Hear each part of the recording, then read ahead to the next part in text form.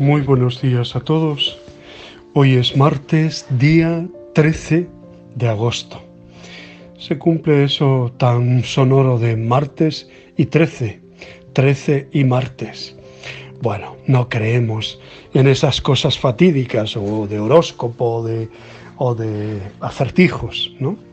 Vivimos en la providencia de Dios y por tanto estamos en su amor, en sus manos. Son las mejores. No hay que temer y hay que afrontar cada día como un regalo de Dios, como un don de Dios. Y eso siempre es hermoso. Esa paleta de posibilidades, de colores que se abre delante de nosotros. Hemos de ejecutar bien el lienzo que el Señor tiene previsto para nosotros hoy. Por tanto, nada de sortilegios o de cosas extrañas, sino vivir, ya digo, en el amor y la voluntad de Dios.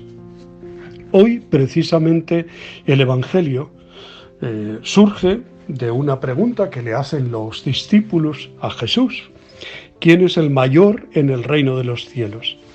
Él llamó a un niño, lo puso en medio y dijo: en verdad os digo, si no os convertís y os hacéis como niños, no podéis entrar en el reino de los cielos. ¿Qué significa eso de hacerse como niño y ser como niño? Evidentemente no el infantilismo, no el egoísmo que a veces se dan los niños, el mío, mío, mío, ¿no? No ese andar caprichoso que a veces se dan los niños también, sino justamente el hacerse pequeño. El niño es el que todo lo espera de su padre, de su madre. El niño es el que se comporta en la confianza de lo que se le da realmente es bueno, construye su vida y por eso no duda. Las mejores manos, el mejor refugio es siempre el padre, la madre. Dios en ese sentido hace de padre y madre, ¿no? Que coloca a los niños precisamente en el centro, y los acoge. Acoger al niño significa valorarlo, ¿no? Significa darle cancha, significa tenerlo en cuenta.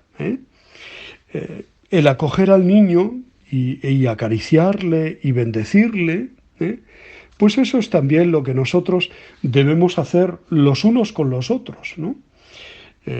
La bendición no es una bendición que yo hago, es decir bien en el nombre del Señor sobre esa persona, ¿no? Y pido a Dios, pues esto que dice el Señor, ¿no? El que acoge a un niño como este en mi nombre, me acoge a mí.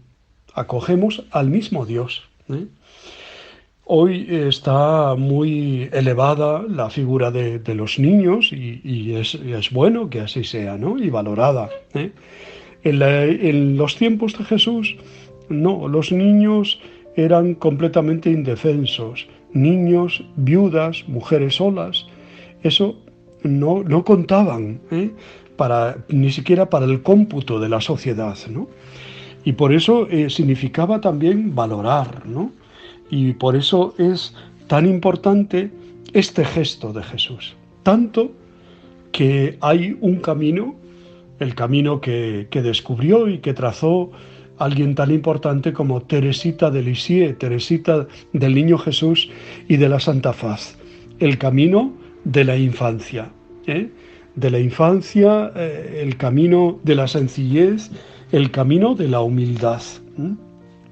Todo el capítulo 18 del Evangelio de San Mateo, que comenzamos a leer hoy, recoge enseñanzas de Jesús en torno a la vida comunitaria. En la comunidad eclesial, como en la social, acecha muchas veces la tentación de buscar el prestigio, el poder, las influencias. Para entender la propuesta de Jesús, es importante saber que los niños en aquel tiempo, más que hoy, eran símbolo de débiles, humildes, desamparados. En la comunidad cristiana, el más importante es aquel que no pretende dominar ni destacar, sino el que, haciéndose humilde, transmite la palabra del Señor y lo hace con sencillez, con sabiduría, con verdadero Espíritu de Dios. Para eso no hay que pavonearse, no hay que tener ínfulas, no hay que tener, sino sencillez, lo que uno va descubriendo, lo que uno va conociendo, lo que el Espíritu Santo, mejor dicho, te da a entender de la palabra de Dios, como es en mi caso. Eso es lo que comparto, lo que doy a los demás, ¿no? No me lo guardo para mí, sino que lo comparto con todos, ¿no?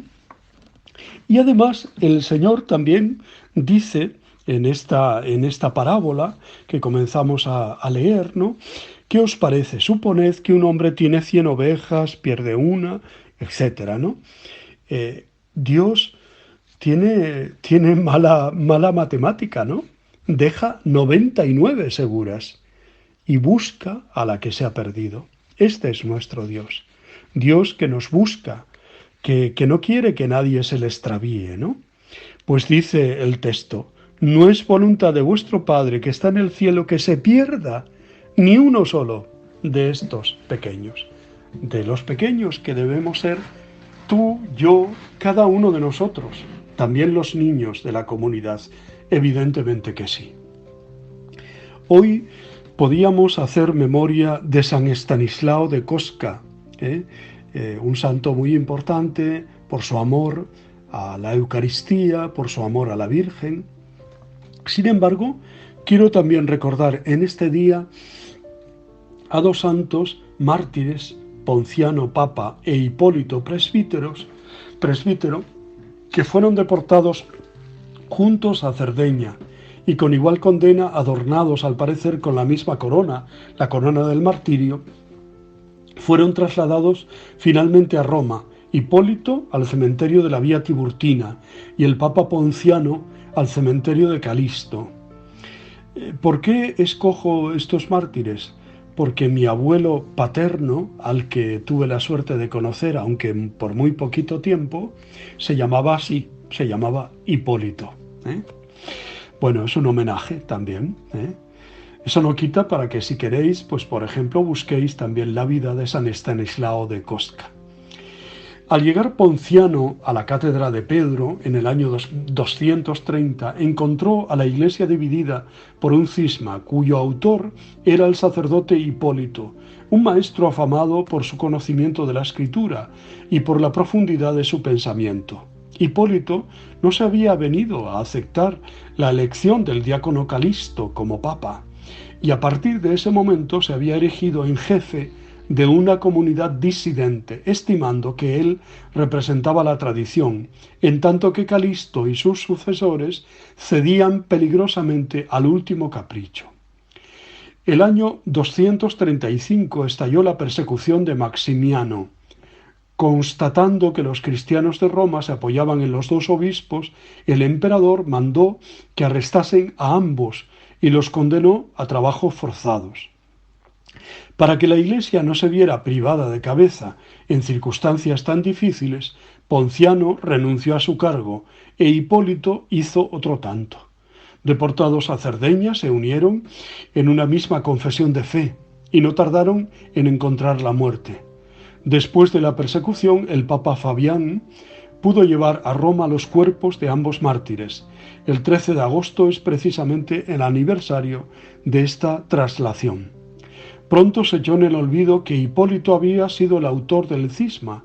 Solo se tuvo presente al mártir y doctor, hasta tal punto que un dibujo del siglo IV asocia sus nombres a los de Pedro y Pablo, Sisto y Lorenzo. Pues valoramos esta labor de los mártires, ¿no? que entregaron su vida por Cristo, por el Evangelio, y además lo hicieron pues con renuncias, con sacrificio, con muchas penalidades, ¿no? Un himno refiere que siempre había sido curado de sus enfermedades de cuerpo y alma cuando había ido a pedir auxilio a la tumba de San Hipólito, y agradece a Cristo las gracias que le ha concedido por la intercesión del mártir. El mismo autor asegura que la tumba de San Hipólito era un sitio de peregrinación, frecuentado no solo por los habitantes de Roma, sino por los cristianos de sitios muy remotos, sobre todo el día de la fiesta del mártir. La gente se precipitaba desde la madrugada al santuario. Toda la juventud pasaba por allí. La multitud va y viene hasta la caída del sol, besando las letras resplandecientes de la inscripción, derramando especies y regando la tumba con sus lágrimas. Y cuando llega la fiesta del santo, al año siguiente la multitud acude de nuevo celosamente. En 1551 se descubrió en el cementerio de San Hipólito el camino de Tívoli, una estatua de mármol del siglo III que representa al santo sentado en una cátedra. Las tablas para calcular la Pascua y la lista de las obras de San Hipólito están grabadas en ambos lados de la cátedra. La estatua se halla actualmente en el Museo de Letrán. De San Ponciano, pues se sabe menos incluso que su compañero de martirio, ¿no? Era probablemente romano, sucedió a San Urbano I en la sede de Roma hacia el año 230. Convocó en Roma el sínodo que confirmó la condenación pronunciada en Alejandría de ciertas doctrinas que se atribuían a Orígenes, ¿no? Bueno, podíamos seguir hablando acerca de ellos, pero lo dejamos aquí, ¿no? Ya digo, valoramos y damos gracias por la vida y el testimonio de estos dos santos mártires, San Ponciano, Papa, e Hipólito, presbítero. Yo os abrazo y os bendigo en el nombre del Padre, del Hijo y del Espíritu Santo. Os quiero.